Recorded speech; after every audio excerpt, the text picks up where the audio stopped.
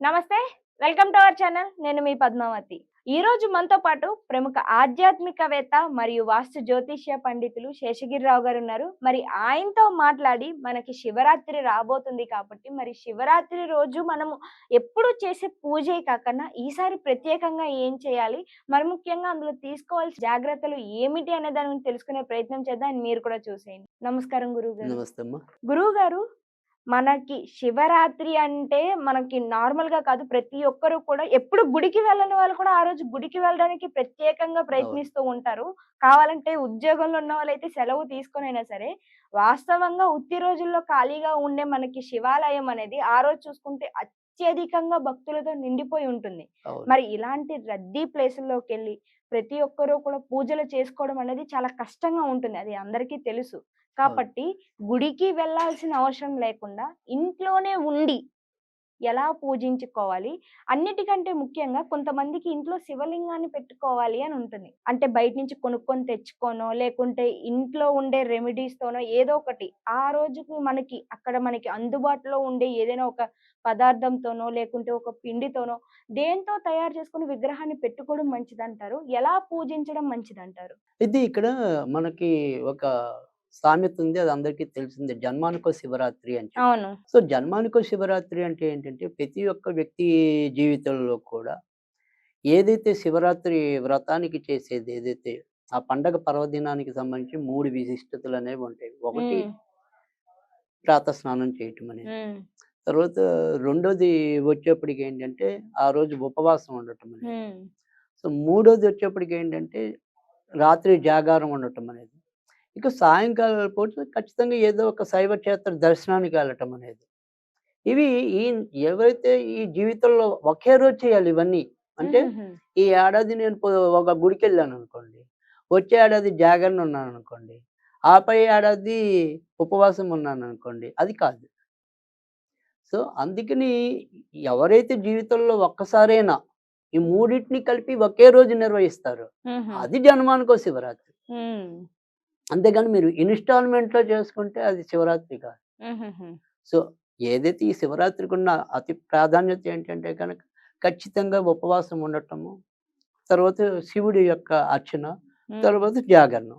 ఈ 3 అనేది ఒకే రోజు ఎవరైతే నిర్వహిస్తారో అది సకల పాపాల్ని హరింపజేస్తుంది. అది జన్మానికో శివరాత్రి అంటే. అలా చేస్తే కనీసం ఒక జన్మకైనా చేయరా నాయనా! ప్రతి ఏడాది నువ్వు చేసినా చేయకపోయినా పర్వాలేదు అని మనకి చక్కగా హిందూ ధర్మశాస్త్రం ఘోషిస్తోంది. హ్మ్. మరి శివపురాణంలో కూడా శివుడు అలానే చెప్పాడు. బ్రహ్మ వివిధ మరి గురువులను ఉద్దేశించి ఆయన కూడా అదే చెప్పాడు. కనుక ఏదైనప్పటికీ కూడా శివరాత్రి అనేది మహత్తర పర్వదినం. ఆ రోజు మరి ఏదైతే ఈ మాఘ హ్మ్. బహుళ చతుర్దశి అర్ధరాత్రి లింగోద్భవ కాలం అంటాం దాన్ని అందుకనే మనం. హ్మ్.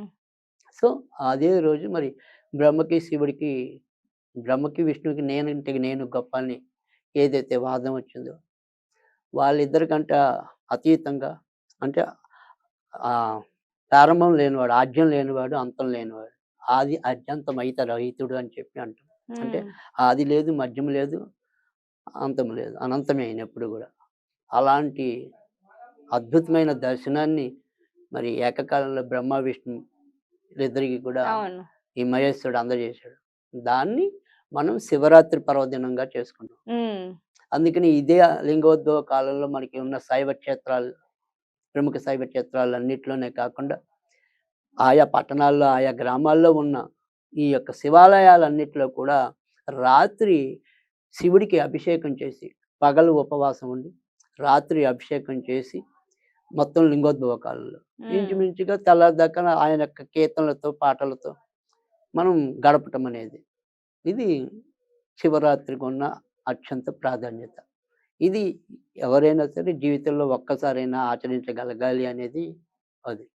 కనుక దాన్ని చేసుకోవటం అనేది ఒకటి. ఇక ఇప్పుడు మనం సులభంగా అంటే ఇప్పుడు గుళ్ళకెళ్ళటం అనేది ఇవాళ ఏ శైవ క్షేత్రం చేసినా దగ్గరలో ఉన్నదైనా, దూరంలో ఉన్నదైనా ఎక్కడైనా అది కిటకిటలాడిపోతూనే ఉంటది. హ్మ్. ఎందుకంటే శివుడి మీద మనకున్న మమకారం అటువంటిది. హ్మ్. సో, జగతిలో మొట్టమొదటి కళ్యాణం జరిగింది శివపార్వతులకే అనేది కూడా హిందూ ధర్మం చెప్తోంది. హుహు. సో, వివిధ పురాణాలు ఘోషిస్తున్నాయి. అందుకే వాళ్ళని ఆది దంపతులు అన్నాం. ఎందుకంటే మొట్టమొదట వాళ్ళిద్దరు కలిసారు కాబట్టి. హ్మ్. వాళ్ళిద్దరికీ పెళ్ళయింది కాబట్టి. ఆ తర్వాతే మీకు సీతారాముల కళ్యాణమైనా, కృష్ణుల కళ్యాణమైనా, ఏ కళ్యాణమైనా. సో, జగత్తులో మొదట జరిగిన కళ్యాణం శివపార్వతులది. అందుకే వాళ్ళిద్దరూ ఆది దంపతులయ్యారు.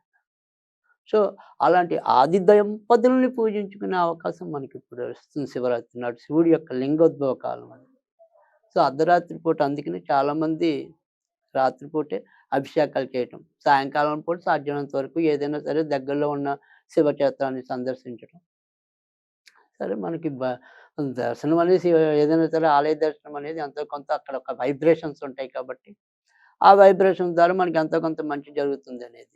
హ్మ్. తర్వాత ఇంక ఉపవాసం మరి శక్తి కొద్దీ ఉపవాసం ఉండేవాళ్ళు ఉండటం. ఈరోజు సాధ్యమైనంత వరకు పాలు, ఫలాలే ఆహారంగా తీసుకోవాలి. అంతేగాని మనం ఉపవాసం పేరుతో ఉప్మాలు తిని, పెసరట్లు తిని, దోసలు తిని ఎవరికి నచ్చిన 6 రూపాయన తినేస్తే అది ఉపవాసం కాదు. అది అవును. మీరన్నది కూడా వాస్తవమే. ప్రస్తుతం ఉన్న సిట్యుయేషన్‌లో ప్రతి ఒక్కరు కూడా ఉపవాసం అని చెప్తున్నారే గానీ, ఆహారాన్ని తీసుకోవడం అనేదని ఉపవాసం ఎలా అంటారు అనేదని చాలా మంది ఖండిస్తున్నారు కూడా దీన్ని. అవును. మరి అంటే ఇప్పటికైనా సరే ఈ ఏదైనా పద్ధతి సరే మారాలి. మామూలుగా చెప్పింది ఏంటి అంటే ఏదైనా సరే కుంపటి మీద అంటే వేడి చేసి వాడే పదార్థం ఏది కూడా ఉపవాసంలోకి రాదు. హ్మ్. తర్వాత పాలు తీసుకోవచ్చు పచ్చి పాలు. కానీ కొంతమంది మరి మజ్జిగ టీలు, తీసుకోకూడదు. కాఫీలు తాగుతారు. అదే మరి కదా! అది కూడా అసలు మామూలుగా తీసుకోకూడదంటారా? అయితే తీసుకోకూడదు. అందుకే పచ్చి పాలే తీసుకుంటూ ఉండాలి. హుహుహు. సో, అంత కటిక ఉపవాసం చేయలేని వాళ్ళు లేదా ఇప్పుడు మనకున్న శరీర ధర్మం మనకి అనుసరించకపోవచ్చు. అంటే ఇప్పుడు సపోజ్ ఆహ్, యువత తీసుకోవచ్చు. ఎందుకంటే వాళ్ళలో రెసిస్టెన్స్ పవర్ ఎక్కువే ఉంటుంది. హ్మ్. కానీ ఎవరికైతే ఈ మధుమేహం ఇలాంటివి ఉన్నాయనుకోండి, ఉన్నట్టుండి బాడీ వాళ్ళు సాధ్యమైనంత వరకు కూడా ఫాస్టింగ్ ఉండకూడదు. హుహుహు. సో, ఉన్నట్టుండి షుగర్ లెవెల్ పెరుగుతది. హ్మ్. సో, అందుకని మన శరీర ధర్మం సహకరించిన వాళ్ళు ఎంతో కొంత కొన్ని లిమిటేషన్స్ ఉంటాయి.